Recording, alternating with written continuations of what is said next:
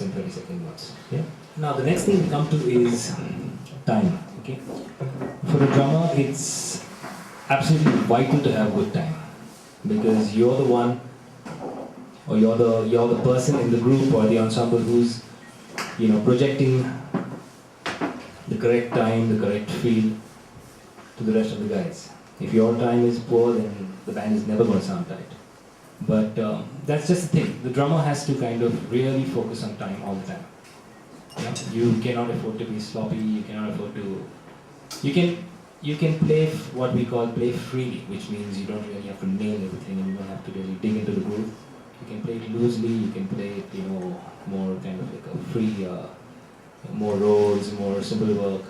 But your time has to be solid. People tend to get a little sloppy, either play ahead of the beat or kind of just lag when it comes to this 16-note thing. Okay, so A3 or A1, or 3 and. Okay, how do we work on that? How do we create a sense of strong time when playing a groove like that? So we have to start from the basics, which is essentially subdividing everything. Okay, as drummers, we're lucky because we get to subdivide everything, right? So if you're counting 1, 2, 3, 4, 1, 2, 3, 4, you have various subdivisions of that. So you can go 1 and 2 and 3 and 4 and 1 and 3 and 4. You can take it further and go 1 and 2 and 3 and 4 and 1 and 2 and 3 and 4. So that's what we want, because our bass drum is actually playing 16 notes out here. So 16th notes out here. So 3, right? So if you're counting it slowly, 1 E and a 2 E and a 3 E and a 4 E and a 1 E and a 2 E and a 3 E and a 4. So my main tempo is this, right? 1 E and a 2 E and a 3 E and a 4 E. 1 E and a 2 E and a 3 E and a 4 E and a 1 E and a 3 E and a 4 E and a 4 E and a 2 E and a 4 E and a 4. Right? So let's try and build that up really slowly. So the first thing I'd like you to do when you go home is play single strokes on the snare once again. I know you guys will hate me for this, but single strokes on the snare. So we're going to play it really softly just to keep time. So we're playing. Let's take it really slow. So can you just give me like yeah, so this is my tempo now. This is my basic tempo. So you go 1 E and 2 E and 3 E and 4 E and 1 E and 2 E and 3 E and 4 E. So now we have your 16 subdivisions in one bar, right? So you have 1 E and 2 E and 3 E and 4 E and 1 E and 2 E and 3 E and 4 E and once we have that, yeah, you can put it off now. Thanks. So once we have that, that's my time reference now. So I will do that on the snare. 1 E and 2 E and 3 E and 4 E and 1 E and 2 E. I'm going to play the same bass drum notes which form our groove that we're trying to eventually get. Yeah? So that would be 1 E.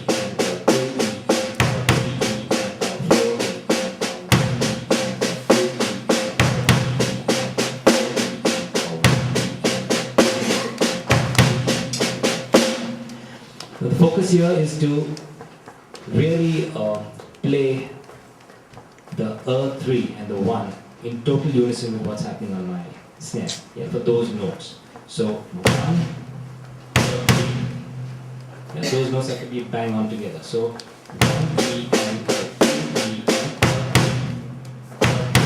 yeah.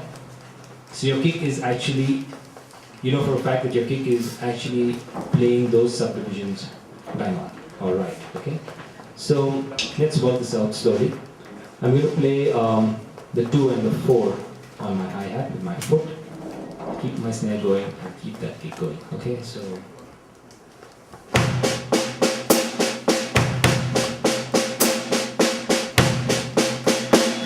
Right?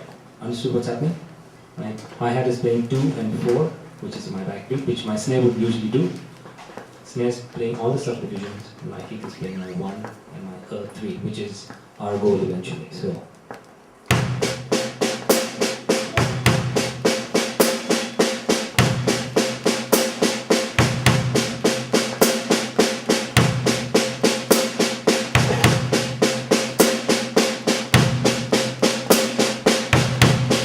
Play that for a while, eventually you will be comfortable with your kick falling on those subdivisions, and you're counting it so you know you're playing it right, you're not just fluking it. A lot of drummers I find, especially when you come to this groove, it's like the same groove, it can be like...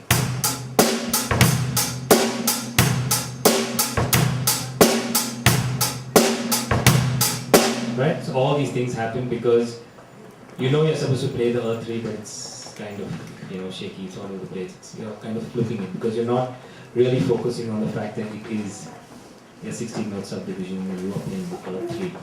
Yeah? Try taking it around the kick so your hands are comfortable with that. The whole subdivision is kind of, flowing. So we try the same thing, but we take the hands around. So you're playing just with the kick. So I'm going to play.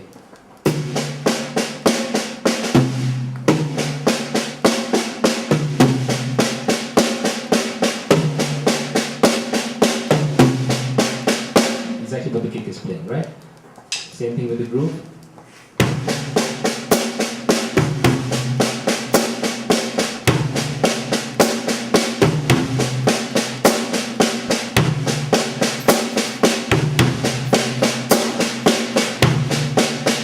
The next thing I'm going to do is actually bring the right hand onto my hi-hat and play, the left hand plays all the other notes here.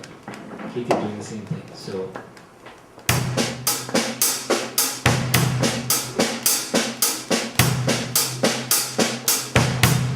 once again, pay attention to, right? The earth 3, right? So 1 E and 2 E and 3 E and 4 E, right? Once you're familiar with that, you've been doing that for a while, you're comfortable with it, move your left hand onto your thigh. So you're playing the subdivision, but you aren't hearing anything. It's not really playing a drum. Okay, it will sound like this.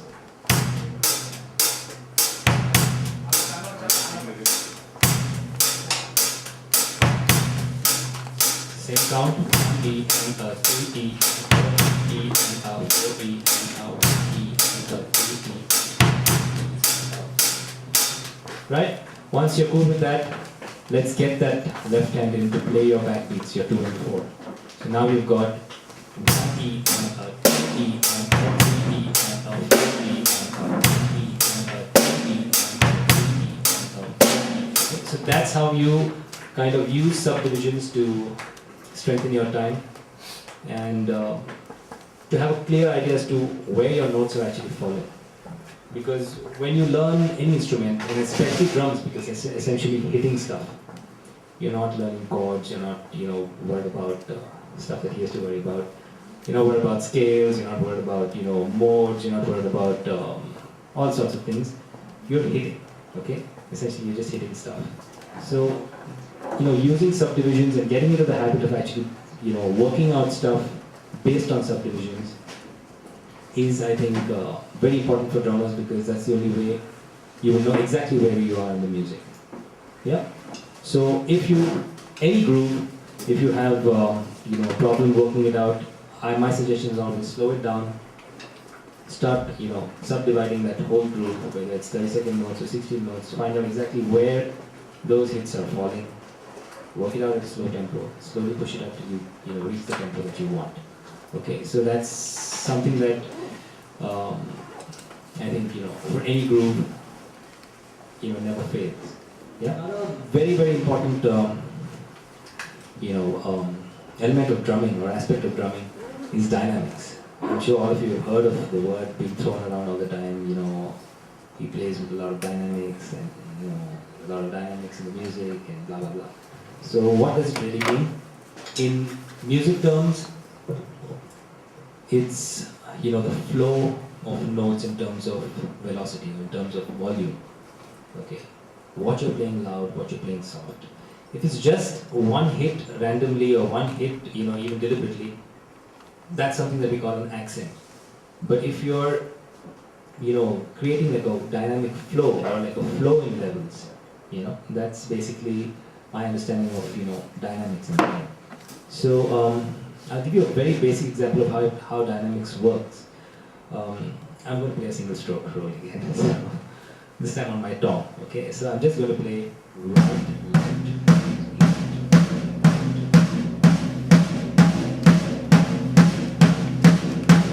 Right? Take it a little faster.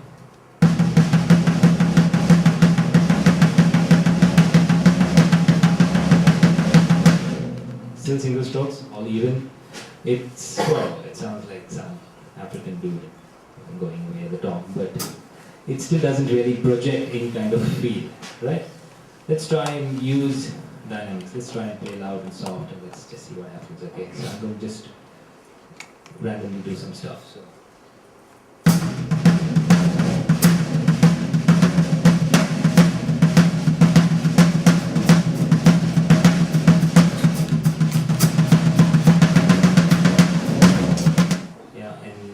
Rolls. Sometimes I'm playing rolls. Right? So all these things, instead of playing, yeah. So I mean, it works, but it doesn't hold the interest of the listener for long unless there's dynamics in play. Yeah. So this is especially true in forms of music like reggae and R&B and jazz, because a lot of sudden bursts, a lot of soft movements. In straight ahead rock, dynamics are usually, minimal. You're all out, everything has to be powerful, everything has to be like, straight ahead. So it's all good.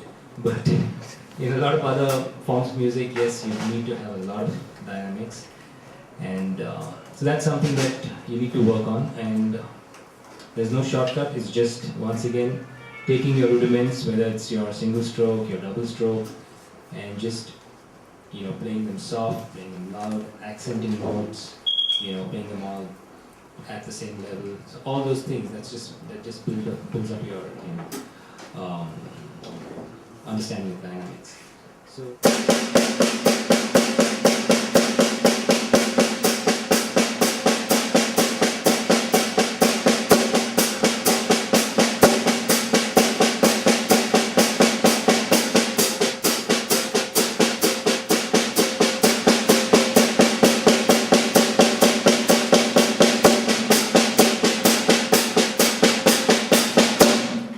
So play around with it, get all these different levels, and just, that's how you build up your dynamics. But dynamics is very important in playing, and it's something that you have to really